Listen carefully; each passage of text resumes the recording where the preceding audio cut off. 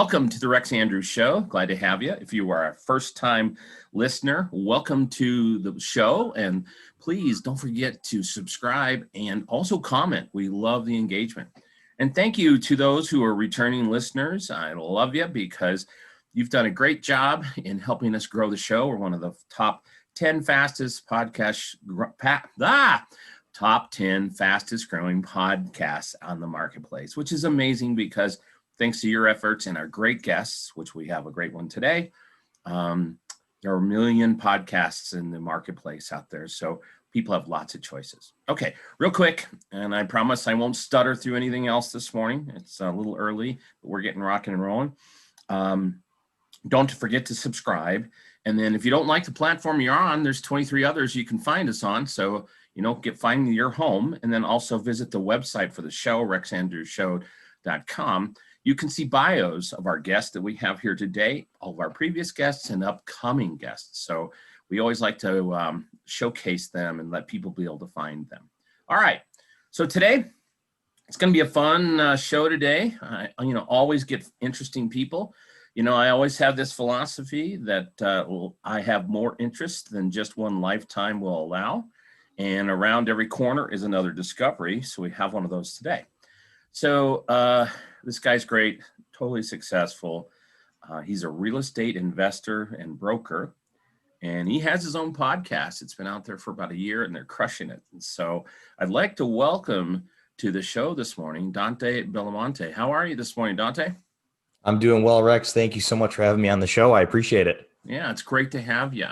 So, we do this, people sometimes are following along. They might be listening and in front of their computer or multitasking on a device. Can you give us your website or where you want people to be able to find you? So if they're listening and want to play along, they can. Yeah, definitely. So as far as websites go, first one is our investor website. So that is victorycapgroup.com. Or you can go to my personal website for my real estate sales, which is dantebelmonte.com. And then I like to hang out on social media a lot. So you can find me on Instagram at Dante Belmonte, same thing on Twitter, Facebook, all that good stuff. Sure. And then how about your podcast? What's the name of your podcast so people can find it? Yep. So our podcast is called Make Money, Make Sense in Real Estate. We're going to be on Apple Podcasts, Spotify, all the major platforms for the most part. Fantastic. All right. Well, what we like to do here is tell people stories because there's interesting people, and that's why we invite you on in interesting stories. So we like to go back in time a little bit because we are all accumulation of our experiences and the things that shaped us through our environments and stuff. So I would like to, Dante, go back to, where were you born? Where'd you grow up? Do you have siblings? What did your parents do for a living? And then, pop through some of your education and some of these, maybe some of the things you did as a kid growing up, sports or interest in that kind of stuff. And then we'll fast forward eventually into what you're doing today. So yeah, I love it. Away. Yeah. So I was born in Utica, New York, which is a smaller town in upstate New York. I'm 23 years old now. When I was about 14, my family moved over to Syracuse, New York, which was west of Utica by about an hour. So again, That's still upstate New York. I've got one sister. Her name's Angela. She's married to her husband, Daniel, and they live in Connecticut. And my wife and I, Madeline, live in Syracuse, New York at the moment right now. And then my parents, they're in Syracuse as well. So kind of funny. My mom, she worked for a family dealership we owned for about 40 years. And my dad has always been a real estate agent. And that's going to kind of play off of what we're going to go into in a little bit here. Growing up, really just enjoyed spending time with friends. I still do. I cherish those moments. Ask my wife. I love it. And playing soccer. I played soccer a lot growing up. Kind of put the brakes on that at the end of high school and actually just picked it back up this year. So I got 20 extra pounds on me that my body's not used to running with. So still adjusting to that. And and then as far as kind of touch on education goes, I'm more of a self-taught individual. So I never went to college. I never really did too well in school, but I pounded out 140 books within the last year and a half. Wow. And all I do is read, listen to podcasts, network, and that's really where I get my education from. I can't just sit in front of or in a classroom and just kind of listen. Sure. Or a professor, a teacher, anything like that. I'm more of a self-taught individual. So when I want to learn something, I'm going to learn how to do it. I'm going to learn how to do it as best as I can. Fantastic. So up there in Syracuse, you're in snow country. Yes, the last 2 years were pretty mild though. We only had like 3 or 4 bad snowstorms this year. So it was very, very mild. I'll take it, but I do snowboard and ski as well. So being able to do both those sports a little bit throughout the year is fun. Yeah, that's nice. So, playing a lot of soccer, I grew up playing soccer and then switched over to football because at that time when I grew up, there weren't any D1 or even D2 programs for soccer that had, scholarships. Right. So, but my favorite saying about soccer, it's just a great way to run for 90 minutes, so it's, Literally, yeah. that's what it's about. Yeah, you get to touch the ball here and there, but man, it's a good way to run for 90 minutes. Exactly. That's great. So good to know that in your background. Okay, so your dad was in real estate, so you really had a good mentor, I assume. You're a young and strapping guy. It's written over 140 books. That's killer. So what was your dad like growing up? Did he really kind of push you into the business? Did he pull you in? Did he just kind of let it be? Right. So it was more of he didn't want to force it on me. So he's been a real estate agent for, I believe, 19 years now. So he's been doing it for a while and he's really good at what he does. He's one of the top producers in our area, but he really specializes in just single family homes for owner occupants. So Okay. He doesn't do anything with the investing side. Okay. Never really pushed it on me. Kind of when I was about 18, 19, I showed some interest.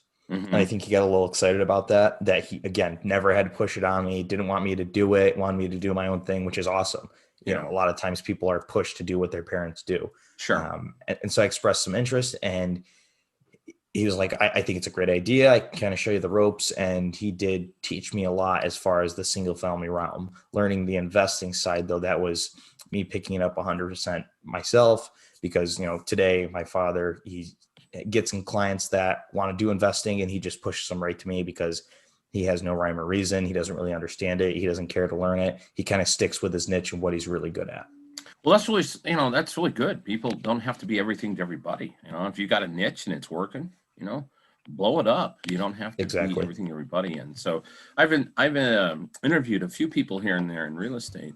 And, I have seen that trend where people really find something that they're good at and stick at it because there's so many variations. You can do commercial, you can do, REO stuff, you can do foreclosures and fix and flips and wholesaling. There's just a lot of options in real estate. Yeah. So that's fantastic.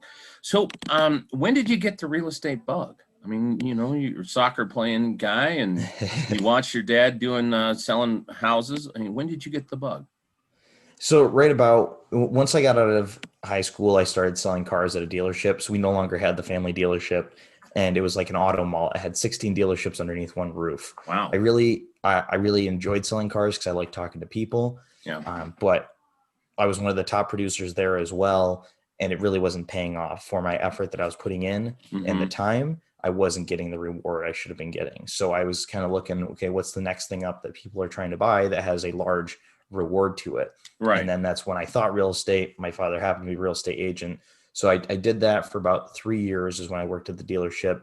At year 4, I got my license part-time and I was working at the dealership part-time and selling homes at part-time as well. And I really started to see my income with the real estate was matching my income with the car sales. And I was only giving it half the effort. So I figured if I just kind of switch into that role and give it full effort, I can double, triple, or quadruple that income. And that's what I was able to do. So around when I was about 19, 20 years old is really when I got that real estate bug and I started selling real estate in tandem, also investing in real estate at the same exact time. Okay. Wow, that's really young. That's impressive. It's great to find somebody that jumps into something quick and is very successful.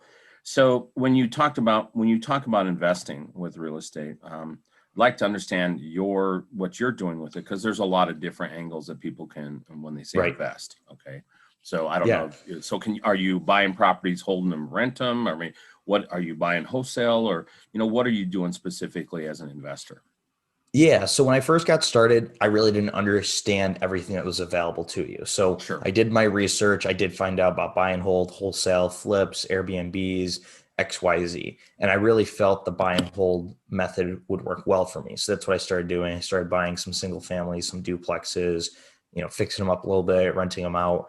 And I did that for about a year and a half to 2 years, and I wasn't enjoying it. It wasn't what I thought it was going to be. And so I wanted to pivot. So I did some more research and I learned about the multifamily syndication realm.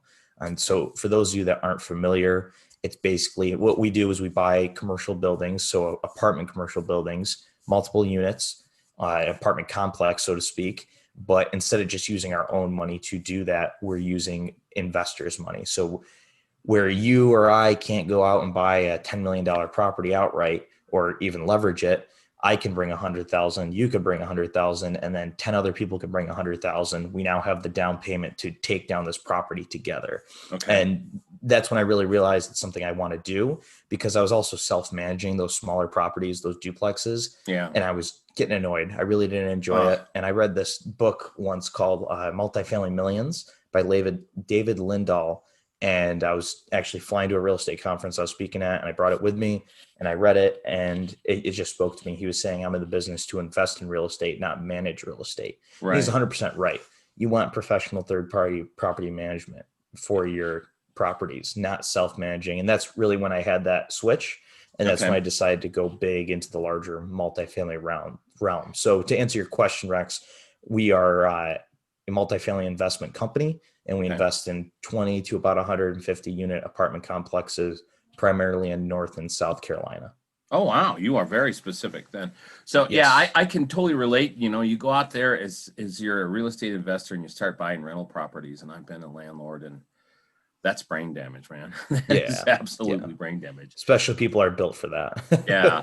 I mean, it takes, it's especially, you know, single family residential or even multifamily residential, where you're holding them, you're playing landlord, you know, it's the calls at 3 o'clock in the morning because the furnace went out, or, you know, all that kind of stuff. Exactly. And I've gotten them. Yeah. You've lived that. And so you kind of wake up and you're like, I didn't sign up for this. I mean, I did, but I really don't want this because right. You know, it's babysitting. It's babysitting. And I'm nothing against renters, but it's a lot of people that are, you know, in transition in their lives, and they don't have things put together and stuff. And so there's just a lot of headaches. You know, I'm not trying to look down on anybody. Everybody's been a renter at some point in time in their life. But generally, you know, for the most part, a lot of those people are not that organized and not that put together. And so, gosh, it's just herding cats and it's babysitting. And, you know, I can totally understand and relate to the fact that, you know, the best day of my life when it came to real estate investing was the day I sold that. Right, exactly. Sold that. I mean, it was terrible. So when you buy these large apartment buildings with, you know, you kind of put a collaboration together, and we'll talk about that in a minute. Are you holding them for a while, or do you turn and flip them at a particular point in time? It's kind of like a happy combo of both, because typically when you hear, buy and flip, you know, you flip the property, you're usually thinking a year or less. Right. But what we're doing is we're typically holding anywhere from 3 to 7 years, depending on the property, the business plan we have for it. And then we will dispose of the asset. And there's a few reasons for that, but really our happy median is 5 years hold period on for these properties. Okay. And why South Carolina? So more North Carolina. South Carolina is kind of our secondary. No, that's okay, because I said both. Reason being is my partner DJ and I. DJ lived in Syracuse. He now lives in Charlotte, and he's much older than me. He's in his early 50s, so there's a huge age discrepancy there. I'm younger than his son, but we've known each other for a long time. We became partners. We did a lot of research on markets we think we wanted to go into, and we happened to end up in his backyard, which is Charlotte. So Charlotte as a whole, that MSA, it's growing. There's lots of income growth, job growth, population growth, lots of migration going there. Mm-hmm. So that's why we like it. And it's very expensive in Charlotte. So we're kind of looking outside in Raleigh, Durham, Winston-Salem, Greensboro, Fayetteville, North Carolina, all the way down into Greenville, Spartanburg, Anderson, South Carolina. So there's many different markets we look at, but we try to stay pretty close knit. That way, all of our portfolio can kind of stay within that area. It's easier to manage and keep track of. Okay. I was going to say, if you're in a particular area, if you had stuff all over the country, it'd be difficult. Very difficult chasing that. One day, maybe one day. Yeah. Well, you know, you're a young guy. I mean, it's impressive. So down in the markets, you know, I think it's very wise of you guys to pick that, because those are hot markets because Right. so many people are exiting out of the large cities in the Northeast, Midwest. I mean, even California. I mean, tons of people are just saying, okay, I've had enough of the big city life and it's time to get to something that you still have a lot of the conveniences, but they're growing markets, and, Right. North Carolina's got a football team. So I'll take that in a heartbeat. I'll take that in a There you heartbeat. go. Yeah. So I've been to, I have family in Charlotte. So I've been down there many times and There you love go. the Beautiful marketplace. spot. Beautiful spot. And it's a clean city. It's really growing. So yeah, those are great marketplaces. So when you're making these investments on buildings, it's a completely different approach. What type of gain are you looking for each year as far as the valuation? So you can see, because obviously you're going to hold them for 5, you're trying to get out of them in 5. What type of return are you looking at that for you and your partners? Yeah, no, that's a great question. And if I go too in depth, please stop me because I'm a No, big no, spreadsheet no. nerd when I talk about No, no, numbers. no. I So, mean, well, that's what about. I mean, I'm here in the Denver Boulder area and things are on fire. We're seeing valuation increases about 10, 11% right now, right. which is huge. I mean, you buy a $500,000 house, which is extremely typical now, hold it for 5 years. You've made some decent money because, Right. we're in an upside down market here. Typically here in the Denver metro area, you'll have about 25 to 30,000 houses available, for sale at a particular time. Yeah. But right now it's around 2,500. Yeah. So Inventory is super low. inventory super low. Nobody wants to take any risk, nothing that's speculation type thing. So, but let's circle back. What type of return are you looking for your investments? Yeah. So there's a few different metrics we look at for returns, and I'll mention them all, but I'm only going to go over the basic ones. There's cash on cash, there's equity multiple, and there's IRR. Really going to talk about the first two. The third one, not too much. Okay. So cash on cash is basically your return on investment. Sure. So there's two things you have to understand with these investments is there's the cash flow that you're getting monthly or quarterly from the rental income. And then there's the tax benefits you get as well. Sure. So typically annually, we look for anywhere from a 5 to 10% return on investment or cash on cash return. Okay. The caveat with that is we're not usually paying taxes on those returns. So let's say you're doing the stock market, you're getting that 7 or 8% annually. You're also paying a certain amount of capital gains, whether that's short or long term, on the investment. For Sure. us, we're able to take all of that cash flow, whether that's 5, 8, 10%, and we're allowed to keep all of that. Nice. So that's returns we're hitting for annually. And then so each year we're hitting that. And then overall for the project, we look for what's called a 2.0 equity multiple. So Okay. basically what that means is 2x. So we're going to multiply your money by 2. So the easiest way to say that, you go to the casino, you got $50,000, you put it on black, you get 100,000, you just doubled your money. That's Right. a 2x multiple. So Sure. that's what we look to do. So if someone invests $100,000 with us at year 5, when we go to exit the property, we plan on giving them back a total of $200,000. Sure. So that's their initial investment of 100 plus another 100 on the back end. Sometimes great. that's more, sometimes that's less. Yep. And it has the tax benefits with it too. So again, to kind of reiterate what we're talking about here, we like to average 8% though on that overall return for the life of the investment. Mhm. So that's 8% each year, not accounting for the last year, because the sale, the return is going to be much bigger. So overall, we hit on that cash on cash of about an average of 8%, equity multiple of about 2. And the last one is IRR. It's internal rate of return. And what that is basically just the growth rate of your money overall for the life of the investment. So it's very easy to compare two totally different investments. Let's say a real estate investment versus a private equity investment in someone's cabinet company that makes cabinets. Those returns we can look at and see which one's a better investment. We try to hit 15% IRR for the life of the project. So that just means overall, average out each year, taking in the growth rate of money and the value of money, you're going to be growing 15% annually, or your investment's going to be growing 15% annually. That's nice. That's really nice. So Yeah. I have a good idea what the answer is, but from the tax benefits. So let's say that there are 5 parties involved in the purchase of a building. Yep. Are you splitting how are you splitting up the tax benefits on that? Because I think that might be confusing for some people. Yeah. So real quick, there are 2 classes of investors. There's GP and LP. GP is general partners. So that is my partner and I that actually put the deal together, go find it, go fund it, go get financing for it and manage it. When I say managing the asset, not the tenants. Yeah. And then there's LP, limited partners. That's individuals like Rex, let's say yourself. You cut us a check for $100,000 and you want to invest with us. You're a limited partner, meaning you're 100% passive. You have to do zero work in return for any return. So you're expected to do nothing and just let your money work for you. Okay. Where those tax benefits work, it gets split evenly with everyone. So everyone gets the same amount of tax benefits, but it's based off your investment. So let's say the total investment's $1 million, you put in 100,000, you get 10% of those tax benefits, which is the whole amount for your capital though. And then let's say someone put 200,000 in, they get 20% of the tax benefits. So that covers all of their capital they have invested in. Okay.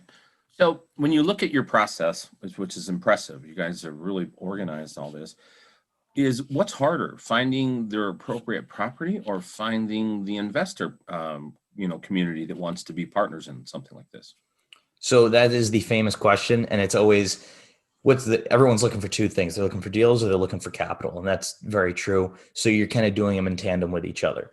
Properties, very difficult to find, as you know, inventory is low. Even though it's single family, multifamily, same thing. We'll put offers on a bunch of properties. I'll fly down to Charlotte all the time to go walk properties, and getting at those is very difficult. The rule of thumb is for every 100 properties you look at, you get one. But my partner and I, we're very favored. We're very blessed. We're hard workers. Things come easy to us because we work hard. So we think it's only going to take 50 to get one. And we use that as a rule of thumb. So it's definitely hard to find properties. It's also very difficult to find capital because you're also building and nourishing relationships with investors so they can trust you with their hard-earned dollars. So I would say they're pretty even. I mean, I can look at deals all day and I can look at investors all day, but the amount of investors that are actually going to submit and commit with us is very low. The amount of deals we're actually going to be able to secure out of all the deals I look at is very low. So I'd call them very even. Okay. So when you put this together, let's say we got a building and it's got 50 units in it and it fits in the prime. When you invite the investors in, is it an LLC or what's the legal structure when you do a property?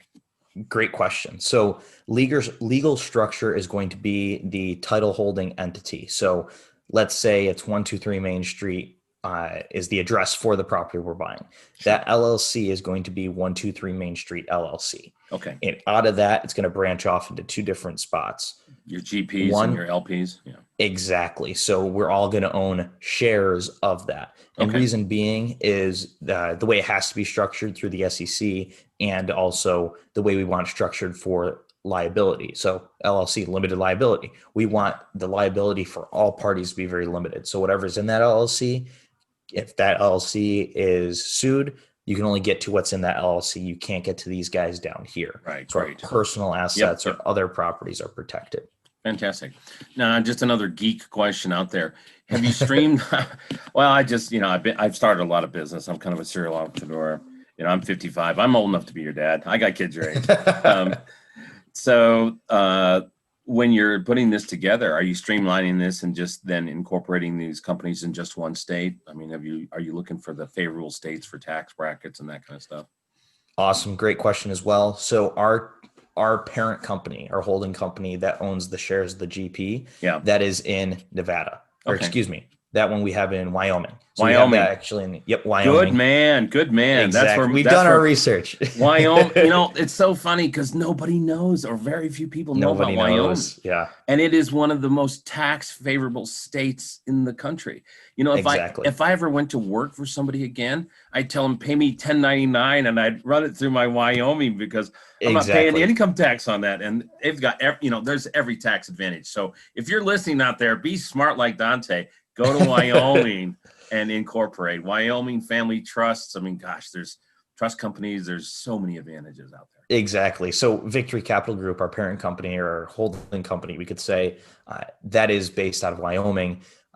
Talk to my attorney on more reasons and CPA why that is. We just know it's the good choice. I couldn't tell you right off my head why that is, but We did that months ago and figured that out, and that's why. Oh, But that's good. when we purchase properties, the holding LLC, so the actual title holding and borrowing entity that borrows the debt, that is based in the state the property is in. So most Okay, of the that time makes it's going to sense. be North Carolina. North Carolina. Okay, Mhm. fantastic. Well, that's pretty cool. I mean, you guys have you're doing your homework, and that's exciting. So the next question is, do you have a kind of a favorite or premium profile of a property? I mean, X many years old, this many units.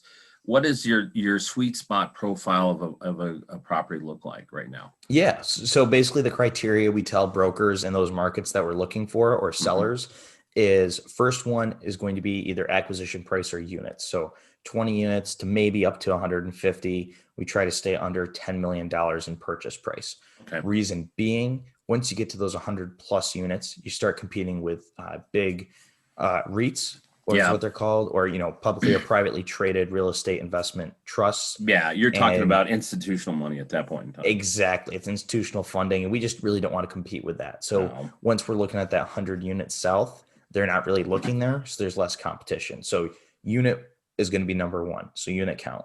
Number two, that acquisition price of 10 million and less is just because we're comfortable on raising a certain amount of capital. And right now we feel that we can do that for all of our deals consistently. Yeah. Next thing is going to be vintage. So year of construction or year of property. This is a big one for us, especially right now. We are looking for 1980s and newer. And Okay. reason being is because of the construction of the property, we won't have as many issues. 1980 to 1960 or vice versa, however you want to say it, they're going to have a lot more what's called CapEx or capital expenditure issues. Yep. Roofs, furnaces, hot water tanks, plumbing, electrical, foundation, you name it, because these are older buildings. Yeah. Exactly. Yeah. It's older construction. It's going to need more work. And I call it the CapEx recycling bin. So you throw money into the budget and it comes right back out and it goes back to you and you got to throw it back in again because things keep going. Yeah. And if we're going to take more risk like that, we need to see much more reward. Yeah. And those buildings that are older, 1960 to 80, because you really don't see anything older than 60s for these big properties as much. Yeah. So that's why I say 60s, 80s. If we're going to take it on, we need to have a much higher return. So if we're looking for 8% annually over an average, we need to hit 16 or 20% because we need to be compensated. Yeah, exactly. So when we look at the 80s and newer, that's going to help us out. It's going to give us more confidence that we won't have as many issues. Mm-hmm. We won't be able to, run up the budget too much, and we'll be able to sell it in a few years very confidently as well. Next thing is going to be more garden style. So we're not looking for a mid or high rise where it's a super tall, 4, 5, 6, 7, all the way up to 20-story building. We're not looking for that. We're looking for something that's 1 to 3 stories, and that's what's called a garden style building. Gives us, gives tenants, they don't have to go up a huge flight of stairs or up an elevator. It's a little bit easier to access, easier to maintain as well. And it looks better too, I think. Sure. Like this one back here, you see that's a 4-story that's technically a garden style. It's a sharp looking building. It's cozier. Next thing we're going to look for is class. So real estate is typically defined in A, B, C, and I like to say as well, some people do, some don't, D. The higher the class, the better the asset, the newer the asset, the more amenities. We try to look in that B to C, C plus range, because there's a little bit more value to be added there, and it's a little bit more of a safe haven. So let me give you a perfect example. Sure. March 2020, coronavirus hits. People lose their jobs. People have to bring their monthly living budget down. Those people in those nice A-class buildings with gyms, pools, dog spas, car washes, whatever, they're paying $2,000 a month for an 800 square foot apartment. They're going to want to save money. So therefore they're going to drop down to that B class where they have a little bit less amenities. It's a little bit lesser of an apartment, but they're going to be saving a significant amount of money. Let's say only $1,200 a month. Right. They're in their budget a little more. Those B class are now going to drop down to C class in those worst times if they can't afford it, but we have someone to fill the B class. Let's look at the opposite. Let's look at the last 10 years or 8 years. Yeah. Things have been really good. People are making a lot of money. Those people in C class that are making a little more money, exactly. Their hourly wage is going up because they typically are a wage earner, blue collar worker. Sure. They're going to move up to reward themselves and get in a little bit nicer spot.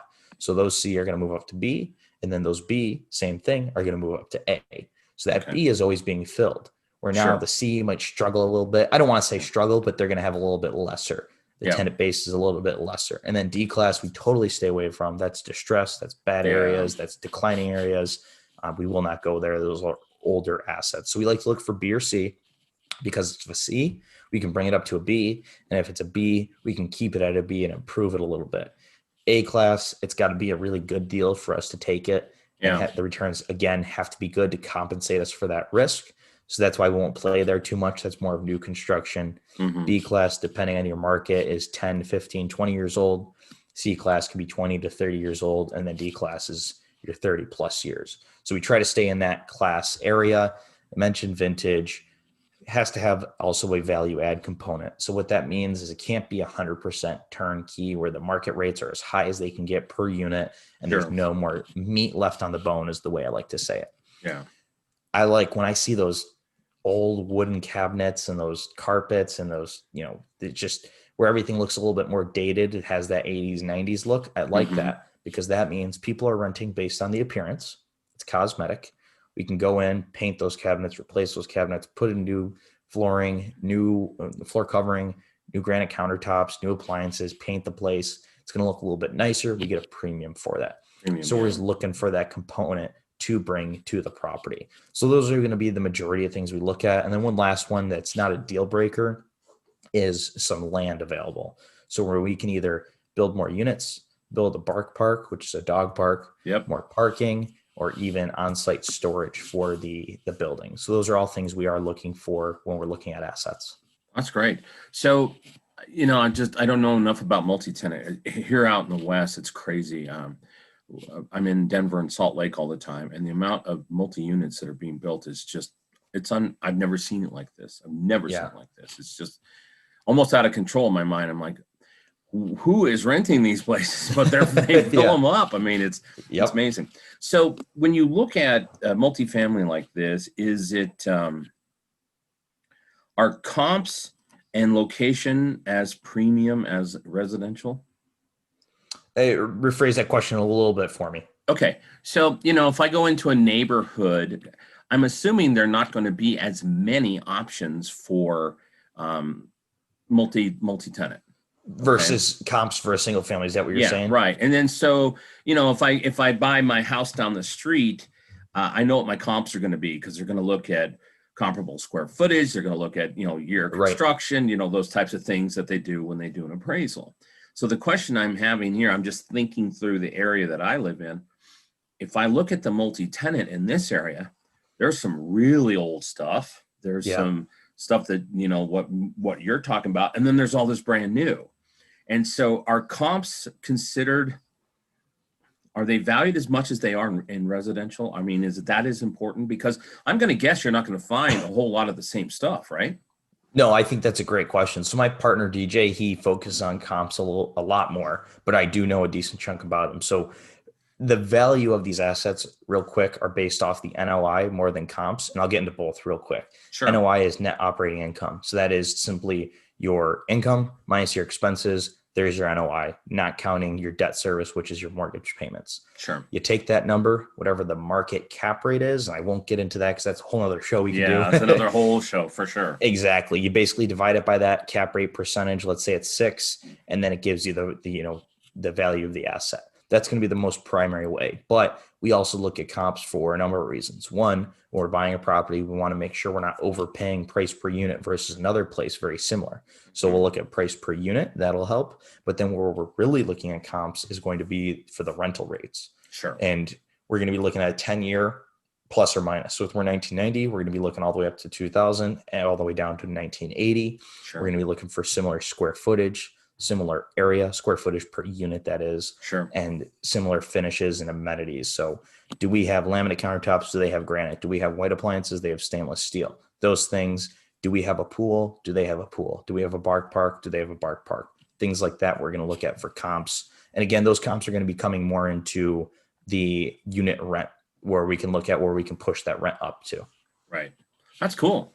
Man, you guys have got this dialed in. I mean, we have to. When it's other people's money, you got to. Oh, yeah. Well, the thing of it is that, things are so complex in the world today. My main business that I do is I do traffic. I push a lot of traffic online and help people grow their stuff online. And it's very dialed in. It's very dialed in because it's a science, because you can't be sloppy anymore. You just can't. Exactly. You can't. So now what's next? I mean, are you guys going to be looking at expanding to other states? I guess the question I have is, all right, do you get to a point where there's really nothing left in the marketplace if you've scoured over all that? Because there's a lot of states where you don't have that many big cities. I'll take example for Colorado. You know, there's only Fort Collins, Greeley area, Denver, Boulder, Colorado Springs, Pueblo, and Grand Junction. That's it.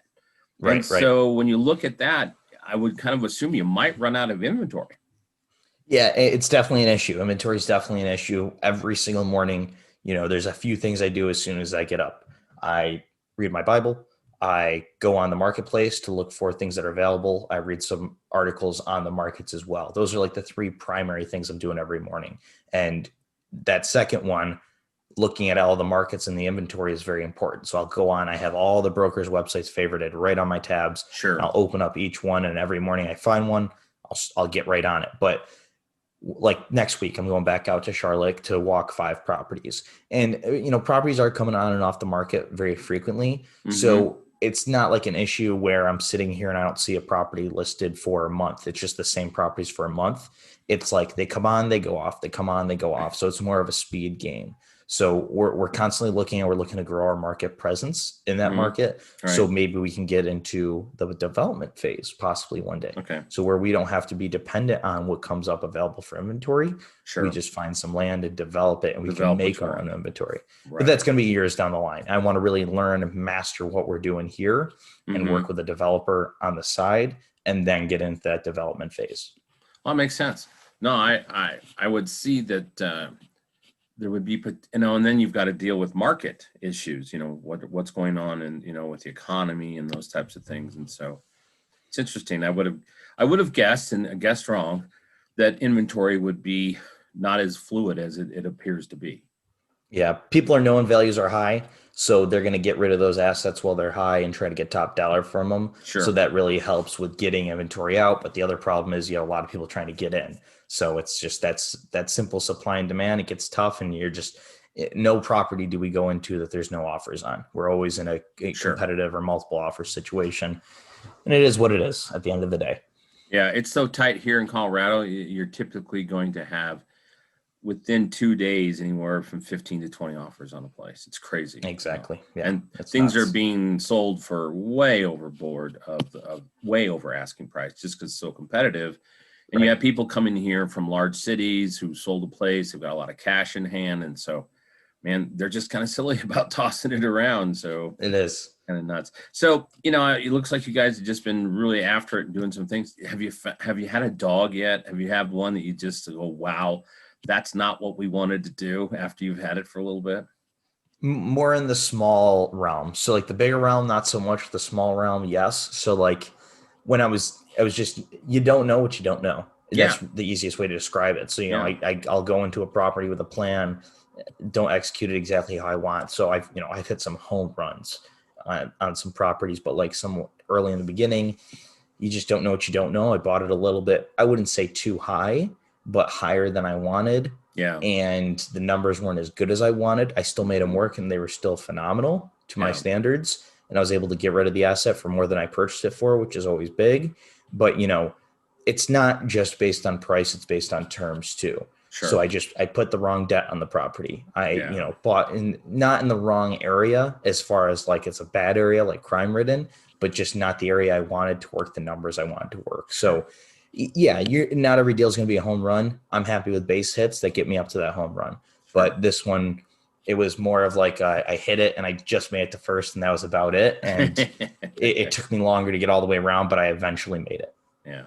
I love the quote by Mike Tyson. It says, you know, he said, everybody's got a plan until you get punched in the mouth. And so sometimes when we're doing things, you know, you're unconscious, incompetent, you don't know what you know.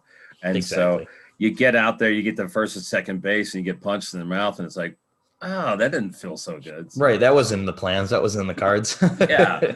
My spreadsheet didn't show me that. I mean, you know. Yep. looking back to my knucklehead days of being a landlord, my spreadsheet didn't talk to me at all about those landlord issues. You know, I was just Exactly. looking at the numbers. Oh, that'll be good. So fantastic. So you're doing your podcast. What made you decide to do that? You've been at this for a year.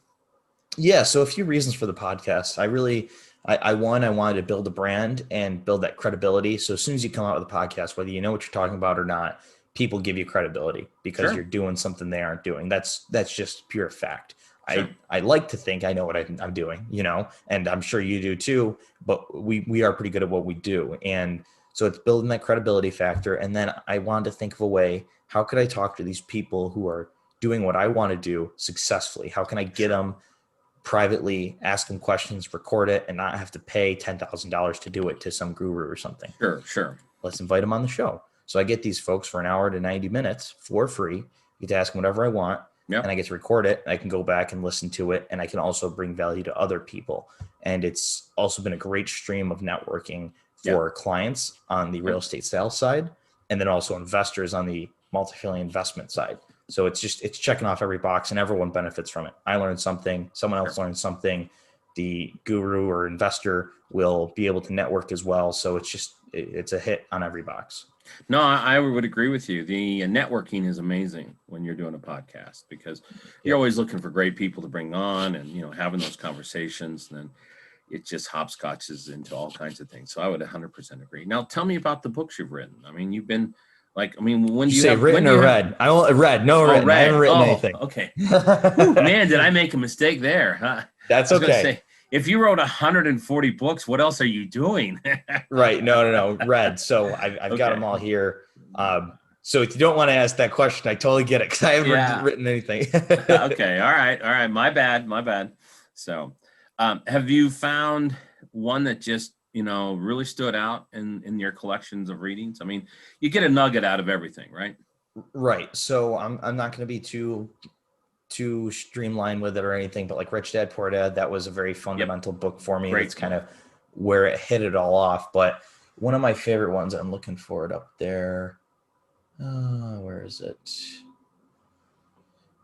The Hands-Off Investor is one I really enjoy. So it's by Brian Burke. He's also a multifamily syndicator.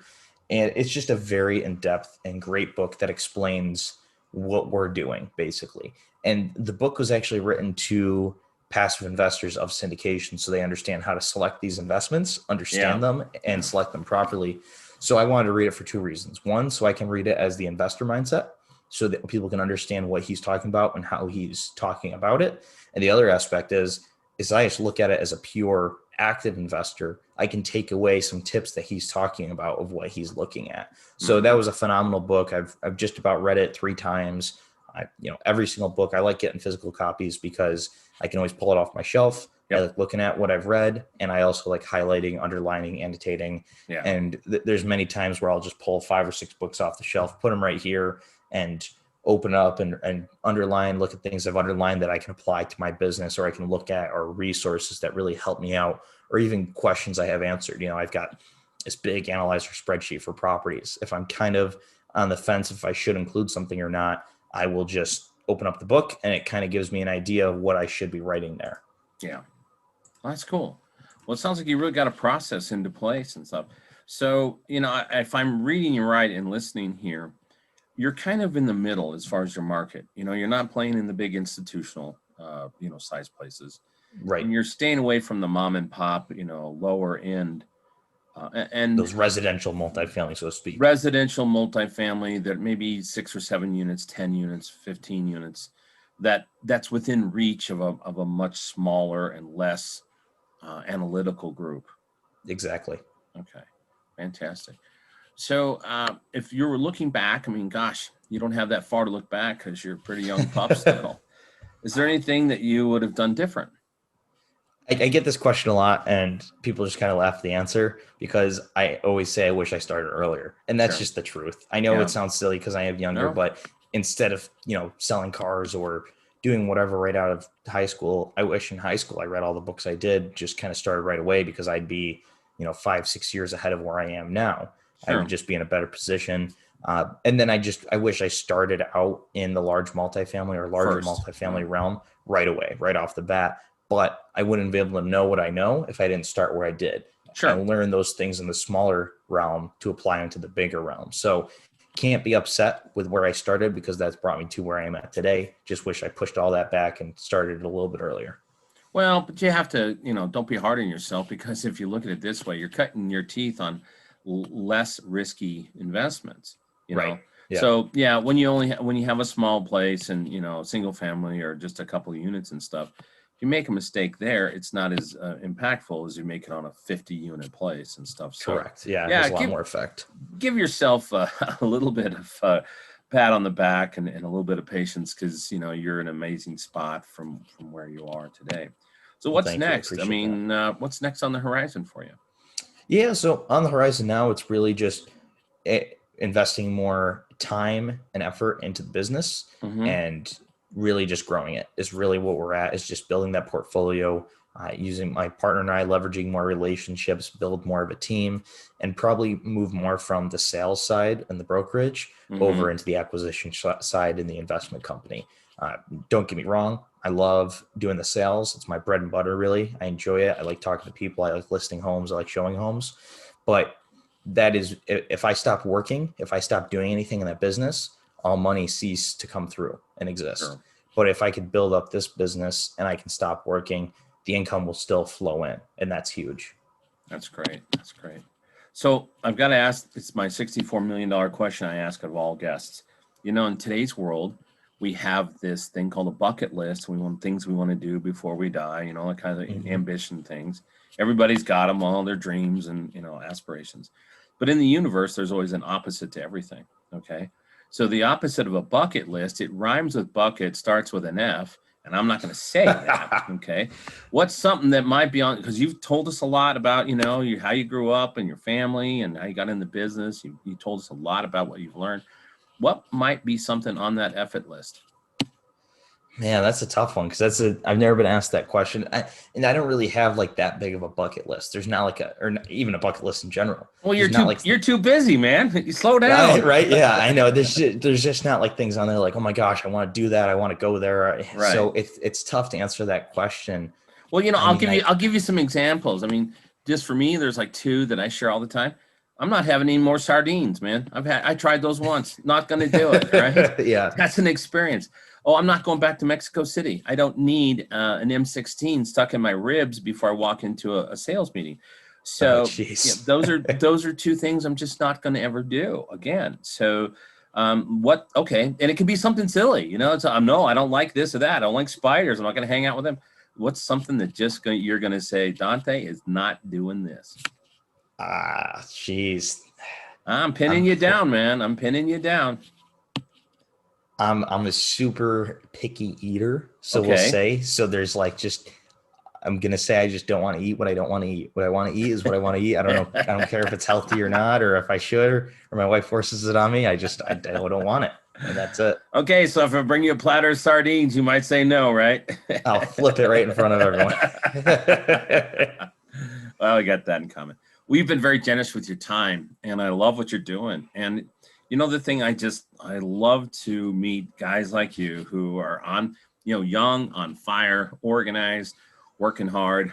And, today, what's interesting in our world, it used to be 20 years ago, 25 years ago, 30 years ago for me or something like that. That college degree was so important to people. It was that perception, but the world has completely changed.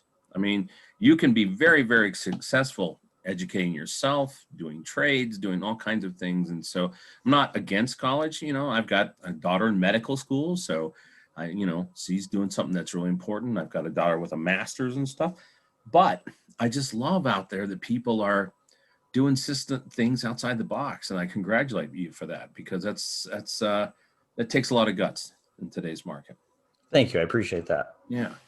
So I appreciate this. So one last time, so people know how to get a hold of you, because we have all kinds of people listening from all over the world, and we've picked our market a little bit. So again, throw us out your website so people can find you. Yeah, so it's victorycapitalgroup.com, or excuse me, victorycapgroup.com is our investment company. And then my personal website's dantebelmonte.com. Okay, and it's Belmonte with an E on the end, folks. Make sure of that. Okay, Yep. fantastic. Well, I appreciate you coming on, Dante. Great story. I'm going to check back with you in about a year and see where things are at, and Awesome, Rex. I see where appreciate it. things are going and how you're doing. So until next time, folks, thank you for tuning in and listening in. Great story today. Amazing things. We've all learned something. I know that for sure, because I'm going to guess about 99% of us knew nothing about this type of real estate investing before. So until next time, just remember, be safe, be bold, and make it a great day.